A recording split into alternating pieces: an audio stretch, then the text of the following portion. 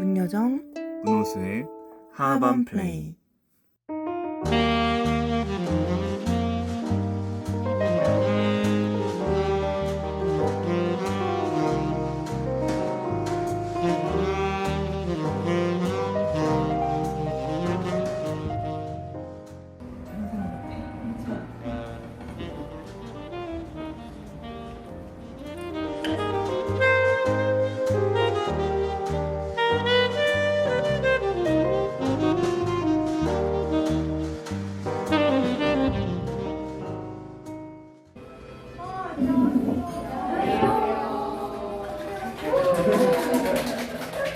이렇게 와주셔서 너무 감사합니다.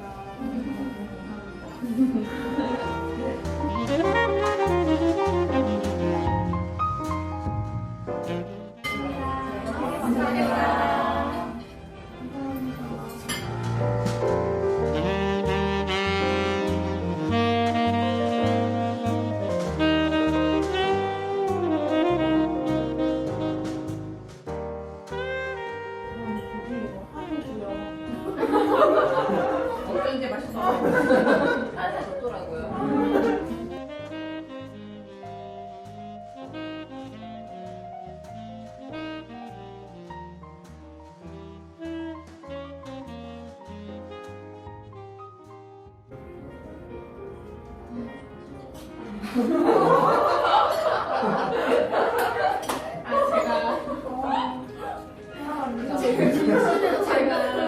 제가 몰라 오늘 연차를 쓰고 오늘이요? 갔다 올 연차를 어머. 왜냐면 제가 원래 표를 잘 어머나. 어머나.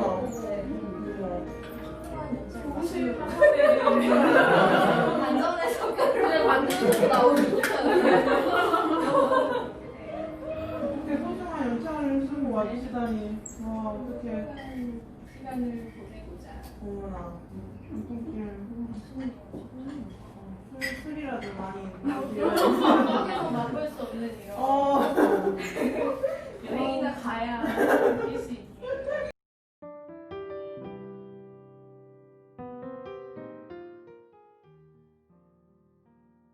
파리를 하려면은 저한테는 두 개의 영화 얘기를 빼놓을 수가 없고, 그 영화 얘기로 원래 로망은 파리였다라는 그 챕터를 그 두 영화로 풀었었는데요. 그게 비포 선셋하고 아멜리에였어요. 그때 이제 시내 21에 비포 선셋이 막 나왔을 때 그 로켓을 정리해 놓은 게 있었어요. 제가 그때 도시생 때였던 것 같아요. 도시생 때 그 시내 21 잡지를 제가 찢어가지고 가지고 있었거든요. 그래서 2차 시험을 치고 그때 이제 동생이랑 같이 파리에 갔었는데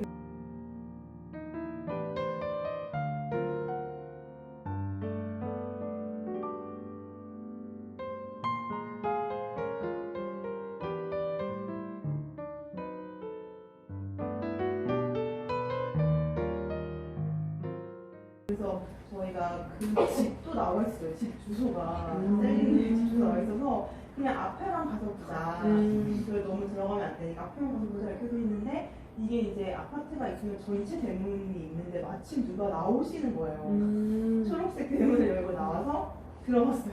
정말 들어갔어요. 들어가고 진짜 그 아파트 건물 안까지는 들어가지 않았는데요. 그 마당 쪽에 이렇게 마당이 되게 넓은데 그게 이제 셀린이랑 제시가 이렇게 들어가는 그게 나오거든요. 근데 그때 이제 고양이 한 마리가 지나가요. 근데 그때 셀린이 저거 내 고양이야 이러면서 제 이름은 채야 막 이러거든요. 체게바라야 아마 채인 것 같은데 쟤는 채야 막 이러는데, 그때 저랑 동생이 들어갔을 때 고양이 한 마리가 이렇게 걸어 나와서 쟤 채인가 막 이러면서 막 그랬던 네 기억이 있어요.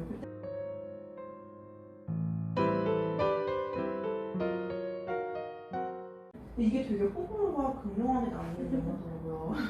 그래서 저는 약간 이 영화를 난 저 영화 너무 싫어, 나는 저 아멜리가 너무 또라이 같아 라고 얘기를 누가 하면 그럼 나랑 친해지기 쉽지 않겠는데 저는 저 영화를 너무 좋아해서 나는 이제 주변 사람들한테 행복을 주는 걸로 내 남은 인생을 살아가야겠다 하면서 하는데, 그게 약간 본인 기준이어서 조금 그게 애매할 수는 있어요. 근데 하지만 되게 그게 저는 그녀 나름의 정의로움이 되게 마음에 들더라고요. 그리고 그런 와중에 저 저 남자한테 마티우 카소비치 저 배우, 네, 저 남자한테 뭔가 사랑이 짝지게 되고, 그러면서 저 둘의 그 러브 스토리가 되게 예쁘게 전개가 돼요. 몽마르트를 중심으로.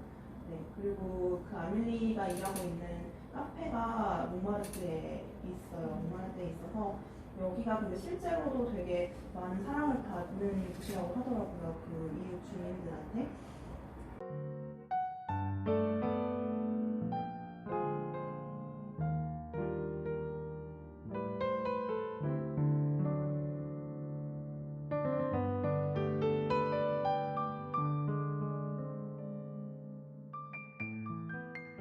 연수원을 가고 병사 생활을 하고 하면서 뭐라고 해야 될까요? 제가 쓰고 싶은 글이 아닌 글을 되게 빨리 많이 잘 써야 되는 시간들이었죠. 근데 그게 좀 힘들더라고요. 그게 물론 돈도 벌고 내 직업이 있고 뭔가 안정성이 있고 그래서 좋지 않은가라고 생각을 당연히 하기도 했는데, 근데 그것만으로는 조금 계속 뭐라고 해야 될까요? 마음이 안 찼던 것 같아요. 계속 소모가 되면서 계속 이건 아닌 것 같은데 이렇게 살고 싶진 않은데 라는 생각이, 그게 제일 괴로웠던 것 같아요. 뭔가 밤을 새고 뭐 혼나고 뭐 이런 건 다 괜찮은데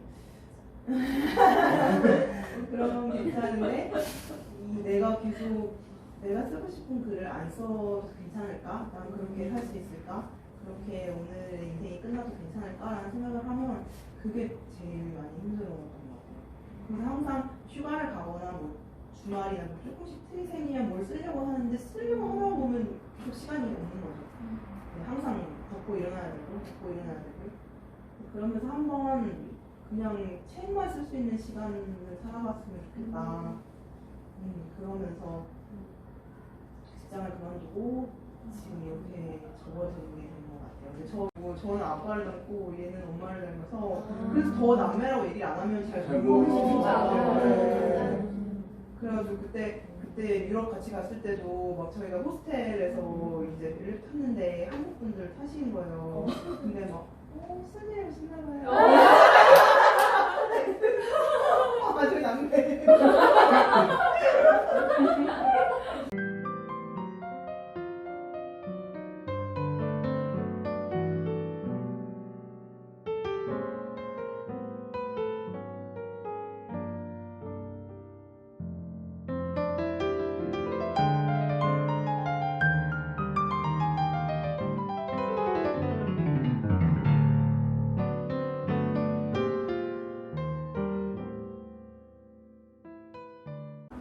많이 다시.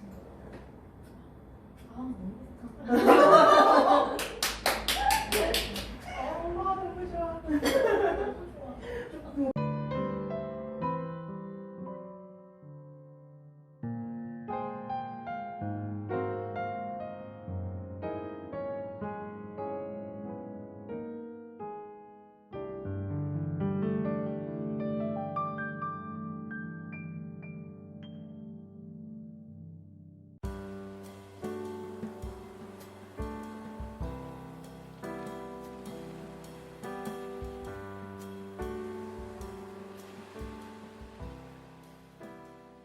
이별을 하고 식욕과 소화력이 감퇴된 때에도 나는 애써 몸을 일으켜 식료품점에서 단물이 뚝뚝 떨어지는 멜론과 복숭아, 적당히 말캉거리는 무화과와 푸른을 담아와 손가락 사이로 과즙을 흘렸다.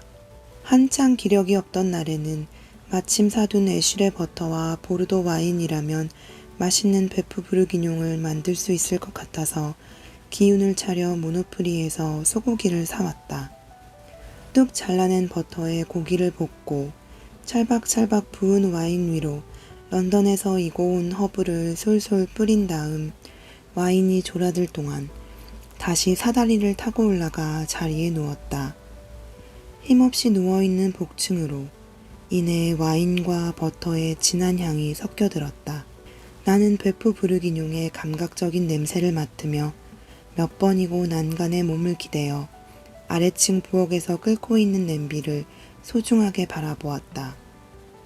와인의 새고맘에 눅진하게 고소한 버터향과 바질, 타임, 통후추의 향이 더해져 보글보글 피어오르던 냄새는 정말이지 사랑의 향기를 닮아 있었다. 그것은 쓰러져 있던 기력을 살곰살곰 북돋는 향이었고 눈앞의 시간들에 다시금 기대를 갖게 하는 내음이었다. 그 기세에 하나 가득 끓인 베프 부르기뇽을 모두 먹어치우고 다시 배탈이 나게 되었지만 그 후 조금씩 마음을 일으켜 다시 그린 커리를 끓이고 파스타를 삶으며 나는 남은 와인과 치즈의 시간을 묵묵히 비워나갔다. 그럼 오늘도 하밤 되세요. 구독, 좋아요 알람 설정 부탁드립니다.